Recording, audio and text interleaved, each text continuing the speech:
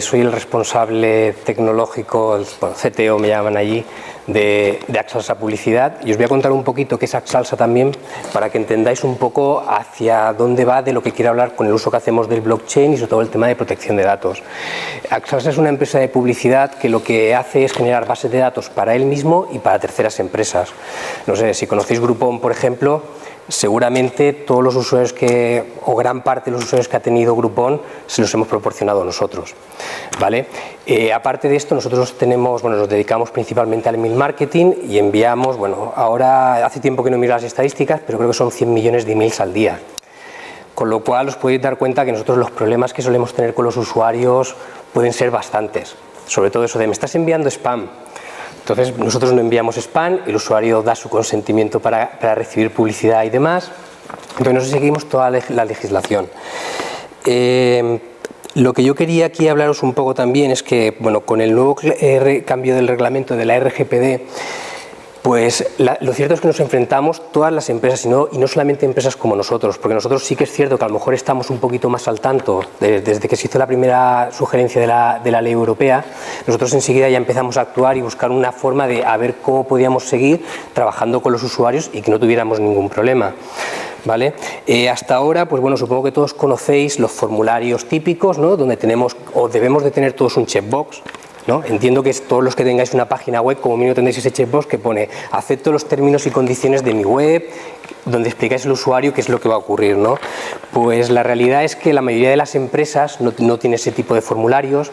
La mayoría de las empresas empiezan a investigar cosas curiosas como son los bots y se olvidan de que están pidiéndole al usuario que le entregue su email porque van a contactar luego con él. Entonces nos encontramos que realmente estamos haciendo las cosas mal.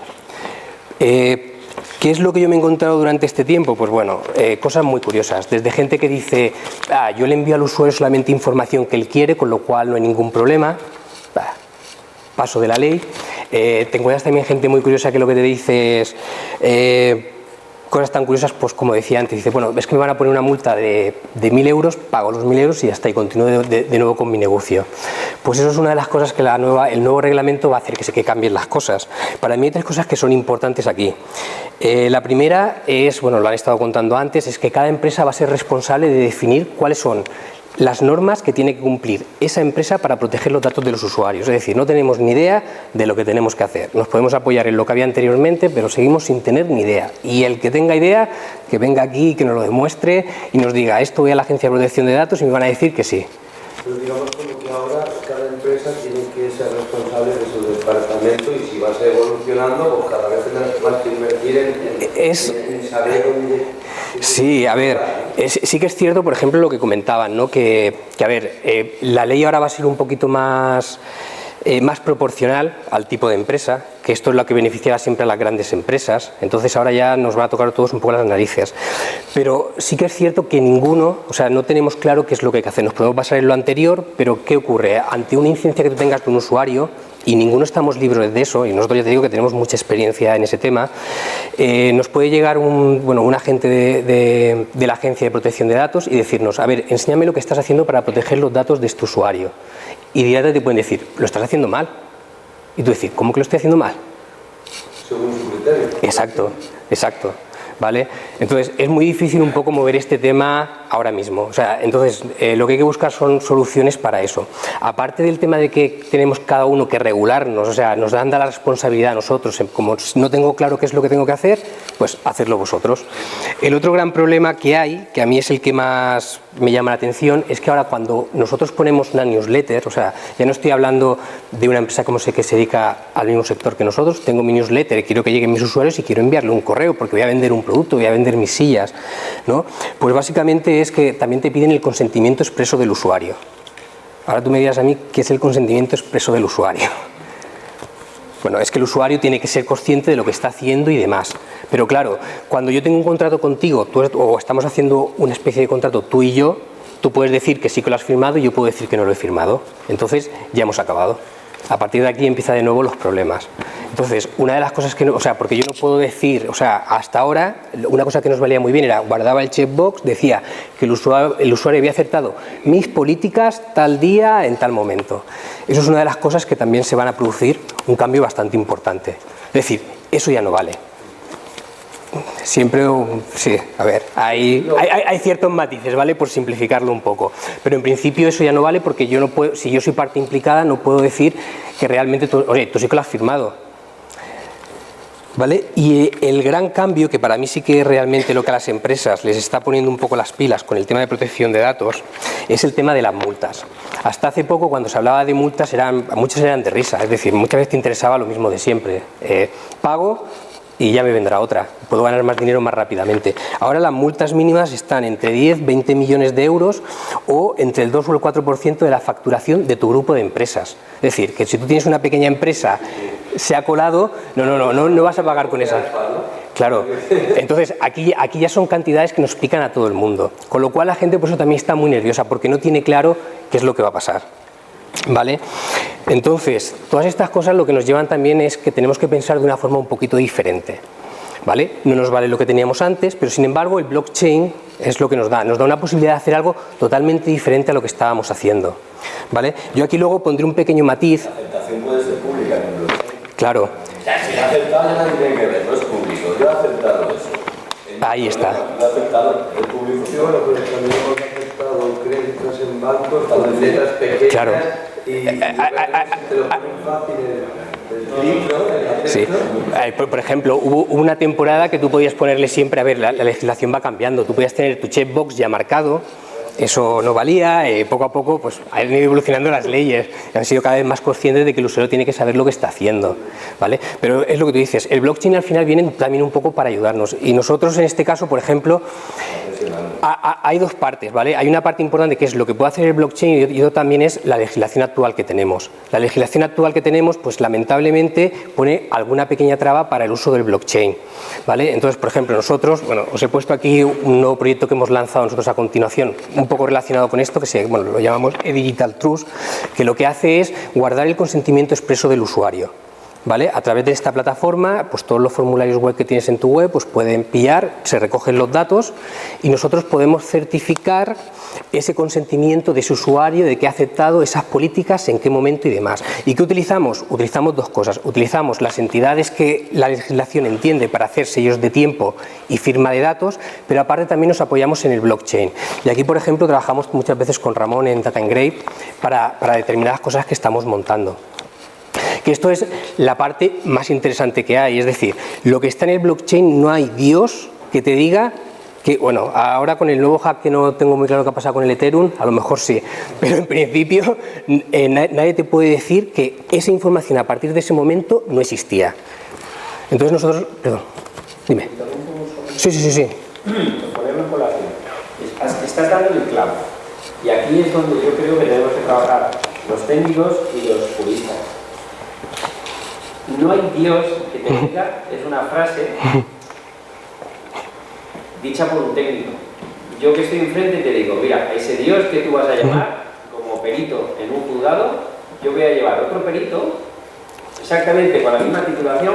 Y no te lo podrá echar nunca para atrás. Y eso que dices tú, que no es seguro, porque en el laboratorio de no sé dónde están haciendo una prueba y han hackeado y tal. Y como, sí. Insisto, y como al final los que tienen la decisión de ponerte la sanción o no, claro, ¿vale? Es una institución que va por detrás, más vale que no descanses en riesgo de tu negocio solamente en el blockchain, no tengas certificado con el sellito, porque este país, correcto, como decía, es el sello. Imagínate lo que está pasando en este país y en Europa. Que al final la tecnología tiene que irse a otros países y buscar sus mercados, porque Europa no le deja. Si Europa no le deja que avance, entonces no nos toca más remedio los que vivimos aquí encantados, tener que ganar dinero en otros sitios. ¿El qué? Porque somos muy poco. O sea, no te digo, perdona. ¿Qué? El reglamento europeo de IDAS La realidad es esta. Sí, a ver, nosotros por ejemplo, sí, en este caso hemos tenido que jugar con dos cosas, que es los sellos de tiempo oficiales que reconoce toda la Unidad Europea, más la firma en blockchain.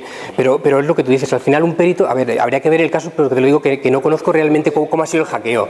Si el hackeo ha sido para robar dinero, bien, pero si lo que no se ha podido manipular es el tema de timestamping, que creo que eso no creo que sea eso lo que se ha atacado. Yo creo que se puede demostrar que no se puede modificar, que técnicamente yo no soy Claro. para decir... A lo mejor lo que se ha producido, se han movido los datos a otro lado, alguna modificación así. Hay que analizar el caso. Sí, lo que pasa es que si al final, por ejemplo, sí que ese tipo de hackeo lo que ha hecho es manipular la información que se guarda en el blockchain, entonces sí que tenemos un problema grave. Pero también os digo una cosa, a ver, la manipulación de datos se puede hacer en cualquier cosa. Si tenéis un teléfono móvil con supuesta señal GPRS, no os preocupéis que con 10 minutos en internet... ¿Por qué narices sale ahora todo este reglamento 10 años después? Es un reglamento combativo, no es un reglamento completamente combativo, porque se ha dado cuenta que la sociedad estaba centralizada y se está descentralizando. Ya han habido etapas en las civilizaciones, pues hubo una etapa en que el Mediterráneo estaba descentralizado, hace 2000 y pico años, pero hubo una etapa en la que el Mediterráneo no eran ciudades. Estamos viendo lo mismo. Aparte que no de ahora, hace 20 años ya no tendría hecho la Unión Europea. Práctica como la que tú has comentado ahora, Sí. descentralizada, me la venden a la salida a 2 meses, la misma que la tuya descentralizada y la tuya centralizada por serie. Yo me quedo con la tuya. A ver, No sé cómo funcionan los nodos, no sé cómo, ¿me entiendes? No sé cuánto poder de computación hace falta para hackearla, 1000 cosas. Yo... Si tú, ahí habrá blockchain que te digo, oye, pues mira, aunque tú tienes un Bitcoin, que es descentralizado o lo que sea, pero por ejemplo hay ciertas cosas como una auditoría, como... Es que todo... Total, que yo prefiero Que esté claro. Sí. Yo si queréis ahora... Os voy a hacer también un comentario luego de mi opinión, porque lo tenía preparado para el final, del tema de que tener un blockchain privado, un blockchain público y demás. Y si queréis podemos así hablarlo y lo hacemos también más dinámico. Simplemente 2 cositas un poco por seguir el tema de protección de datos y demás, que ya ha salido también antes el tema. Es el tema de que en el blockchain, o sea, es decir, si yo pillo un documento y lo guardo en el blockchain, lo que tengo que tener claro es que cualquiera puede ejercer sus derechos de decir, pues quiero que mis datos no estén, no tengas mis datos. ¿Cómo los quito de ahí? No hay forma. O sea, eso se va a quedar ahí para siempre. Cuando llegue un nuevo nodo, se replicarán determinados datos y ese nodo le dará todavía más consistencia al sistema. O sea, no se va a mover en la vida. Sí. A la vez, el gran problema es que es inmutable, pero un contrato cuando se ejecuta, ya hemos visto lo que ha pasado cuando se ejecuta. Se va el dinero, desaparece el dinero, ha muerto. Exacto. Todo, el proyecto de millones... Lo que pasa es que sí que tenemos ciertos elementos que son interesantes, es decir, el tema de contratos, por ejemplo, que te lo pueda validar X mil personas que se ha realizado, sobre todo si te vas a ir a un país de Chichinabo, que no te puedes fiar de eso, por lo menos eso sí que te daría una cierta confianza y podría unificar un poco esos criterios. Este ejemplo está poniendo que es Sí. el sitio donde estáis registrando esos consentimientos del usuario que tiene por detrás blockchain. ¿Cómo ejerzo mi derecho para que me borren los datos de ahí? Porque los datos no se guardan en el blockchain, lo que he comentado antes. Yo nunca voy a guardar, yo jamás guardaría un dato para que alguien lo tuviera público, porque ya estaría contraviniendo todas las reglas, o sea, todas las leyes de la ley de protección de datos que tenemos ahora. ¿Qué es lo que se suele hacer? Pues lo que hace nuestro sistema es va generando distintos documentos conforme van cambiando las políticas de privacidad, y lo que hace son firmas de tiempo de toda la información que ha aceptado el usuario con además los datos que ha introducido. Documentos privados en una blockchain pública.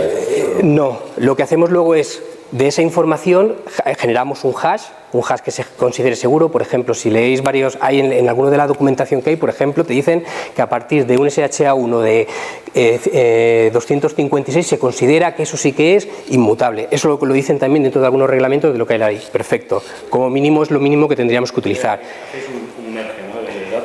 Haces un hash de la información y lo que firmas en el blockchain, igualas en el blockchain, es ese hash. Porque así nunca tengo que enseñar realmente esa información. Cuando alguien me pide, oye, tienes que pillar la información y la quiero dar de baja, ¿cómo la doy de baja en el blockchain? Es que no se puede.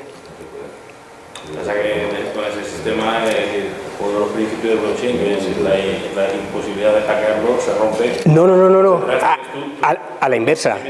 Los tienes en una base. No. Porque tú, por ejemplo, cuando tú utilizas un SHA 512, la información que tú tienes aquí, o sea, es aplicar ese hash sobre esta información te va a dar siempre ese valor.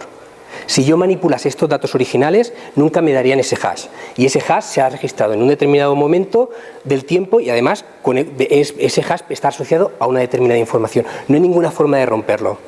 Sí, vamos a ver, tú garantizas de que esa información es Que esa información la hemos recibido y a partir de este momento del tiempo ya está. Sí. Ahí está. Pero el problema del ladrón que vaya a tu casa y se lleve eso no lo impides. Que No, claro, a ver. sí que un poco lo teníamos. Sí, pero con blockchain tú ya estás contraviniendo toda la información. O sea, si yo te cedo mis datos porque tú tienes una web y tú los publicas, yo mañana mismo te denuncio y cierro cualquier negocio de los que tengas.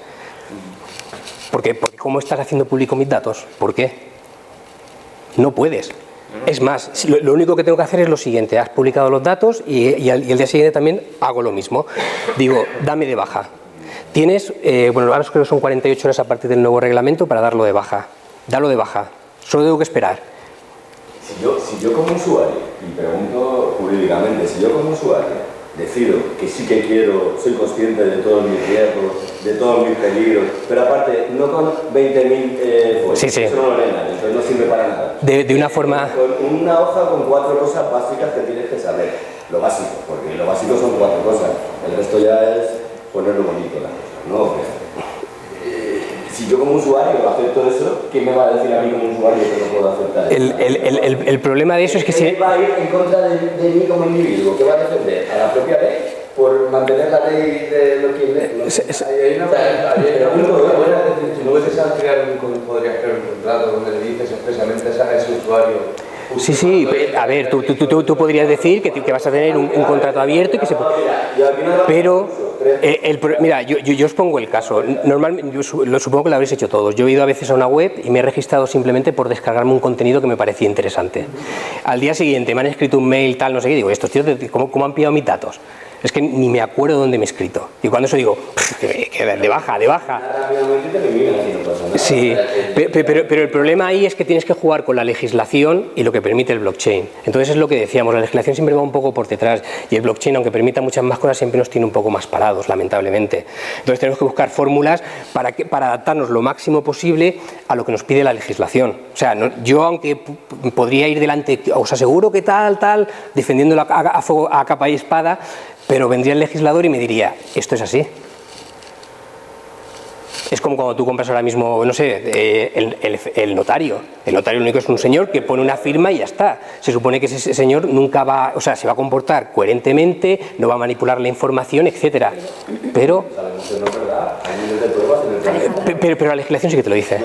¿Pero qué blockchain estáis utilizando? Ahora mismo estamos, bueno... ¿Os garantiza el servicio? Quiero decir, el miedo que tiene mucha gente es que de repente desaparezca la blockchain. Es que es lo que os digo, o sea, a ver, nosotros nosotros no utilizamos un único blockchain y no utilizamos una única tecnología. O sea, nosotros tenemos que utilizar diversas cosas para hacerlo. Es decir, la legislación ahora mismo, aunque nosotros quisiéramos ofrecer solamente el blockchain, en caso de problemas, seguramente ahora mismo, en este momento, nos encontraríamos desprotegidos. ¿Vale? Entonces nosotros lo que hacemos es, nos apoyamos en el blockchain y utilizamos firmas de prestadores de servicios de confianza, que eso están regulados a nivel europeo. Con esa firma más lo otro, en principio no hay problema. Si el blockchain desaparece, siempre está lo otro, pero aparte nosotros somos prestadores de servicios de confianza y necesitamos que todos nuestros datos sigan pues una serie de backups, una serie de duplicidad de datos, etcétera, etcétera, pues para que esa información no se pierda. ¿Vale? A ver, podríamos perderla como todo basado en tecnología, puede caer una bomba y desaparece todo, pero en principio utilizamos varios data centers, lo tenemos distribuidos por varios puntos de Europa. Claro, en principio nosotros buscamos la forma de que eso esté bastante distribuido, ¿vale? Y nos apoyamos en varias, o sea, no solamente en un único sistema, sino que damos la alternativa de utilizar varios.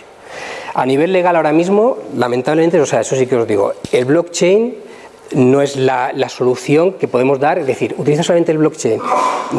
Todavía no está eso atado y falta un poco de legislación, creo yo. No sé si Ramón aquí podría añadir alguna nota. Yo creo que es más fácil el almacenamiento de evidencias electrónicas. ¿Dónde más? ¿Cómo? Realmente lo que estamos haciendo nosotros con WhatsApp es utilizar la DLT para almacenamiento de evidencias electrónicas. Todo lo que es sello de tiempo, todo lo que es en el blockchain, tienes un sistema distribuido. De hecho, tenemos proveedores que son terceros de confianza, tanto España como fuera, que utilizan la blockchain para almacenar sus evidencias, sus propios sellos de tiempo. Porque un tercero de confianza tiene que tener un plan de cese en el cual tienen que estar los datos disponibles. Correcto. Nosotros hemos desarrollado también una... Sencillamente como almacenamiento de evidencias. Pero, ¿vosotros habéis desarrollado una blockchain privada? No. Es que ahí es donde viene el tema. Es que una blockchain privada, y si queréis ahora ya sí, también con esto como era el último que tenía, una blockchain privada yo creo que realmente no vale para nada. Sí, claro, es que os explico, el tener una blockchain privada y que yo tenga una base de datos donde yo guardo la información y la puedo manipular, es exactamente lo mismo. Lo que si yo tengo una blockchain que realmente puedo incorporar nodos que no están relacionados conmigo, y eso es lo que sí que al final al sistema le da confianza. Es decir, el blockchain no tiene sentido de que nazca de yo me lo como, yo me lo guiso, pero igual que me lo como, me lo guiso, lo manipulo aquí y lo manipulo acá. Esto sí que es discutible. Lo otro, incluso en un juicio, tú puedes presentar las evidencias, las legales que nosotros montamos, que sigue la legislación, más el tema del blockchain. Y sí que es cierto que no te la pueden debatir. A excepción de ver el hacker a ver qué se ha hecho. Sobre Ethereum, sobre Bitcoin. A ver, sobre Ethereum, Bitcoin, ¿qué problema tiene? Nosotros lo que... A ver, ¿queréis desarrollar vuestra propia moneda? Os doy el secreto. Ir a Google, buscar en la página número 2 cómo desarrollar mi propio blockchain. Si no, la aplicación de Aragón, yo ya he creado la mía. O sea, yo he creado varias. Tengo que la aplicación sí, a ver, simplificando un poco, clonas una moneda, bajas la dificultad, generas todas las monedas que puede generar ese blockchain y las repartes por donde quieras. A ver, eso es un poco la base. ¿Es posible? Ya, por ejemplo, Interledger, todas estas privadas que tienen alguna ventaja. Pues yo considero personalmente que utilizar una red privada es un error. Yo nunca la utilizaría, a mí me ocurre lo mismo que a él. Yo no confío en una red privada porque cuando yo tengo el control, yo puedo manipular cualquier información. Luego puede venir un experto y darse cuenta que lo he manipulado, pero ya estamos en lo mismo de antes. Es como si yo cojo mi libro de contabilidad y borro los números. Entonces, estas Ripple y demás que están utilizando los bancos, ¿qué pasa?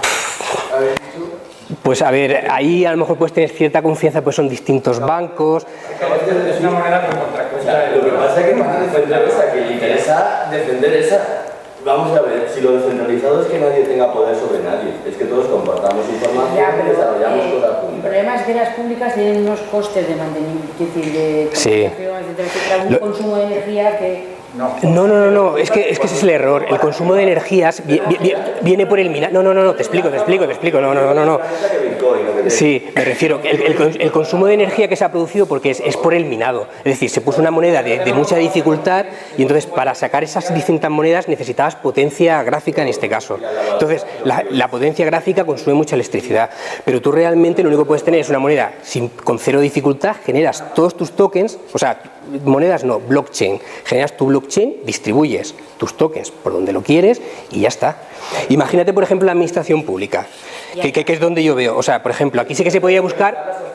De darle valor a las cosas tokenizándolo y encima transparente y que sea verdad, que no sea geografía de Pepe porque conozco. Claro, pero aquí, por ejemplo...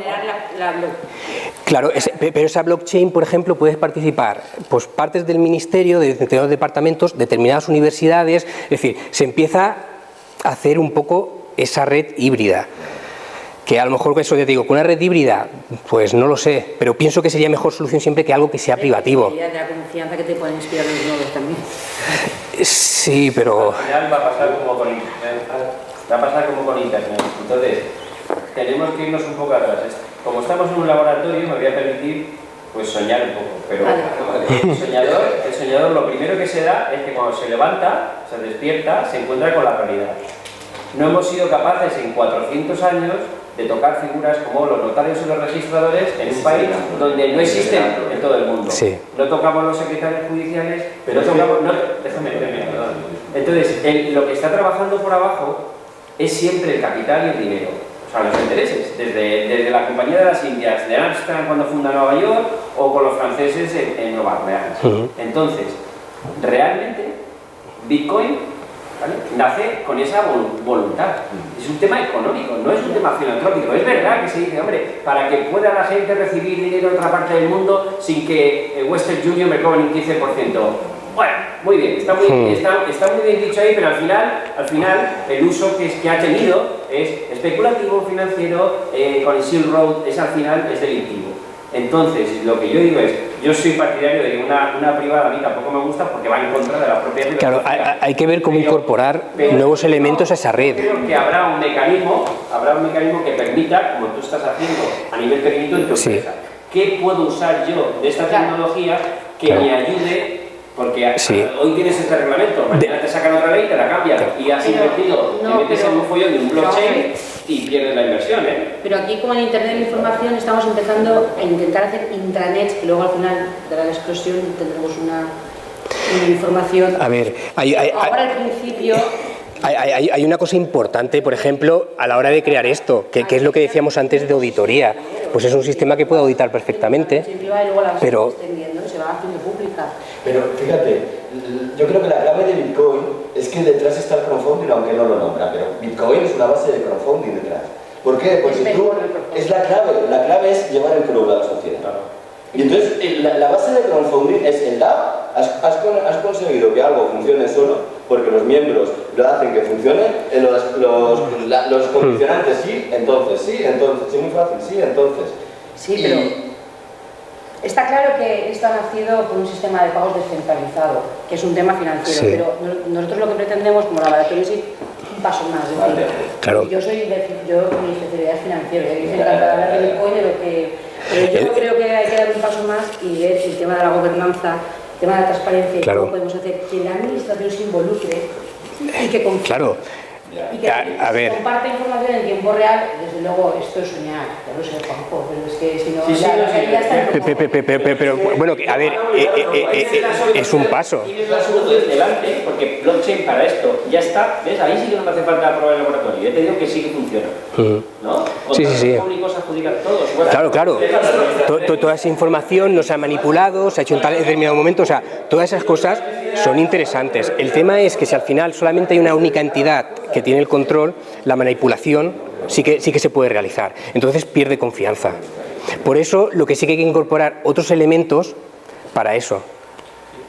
O sea, que sean universidades, que sean... Me refiero... Pero para eso hay que diseñarlo. No, hombre, a ver, todo requiere su proceso, eso está clarísimo. Sí. Has contestado a ella que aunque hiciésemos algo en el sistema tradicional, y lo mismo en blockchain, y una parte interna, pero habías comentado, aunque luego venga el regulador, el legislador, sí. Que sí que pueda saber que lo has modificado. A ver, la ventaja, que lo has modificado nunca, en principio no se puede saber, no se puede modificar.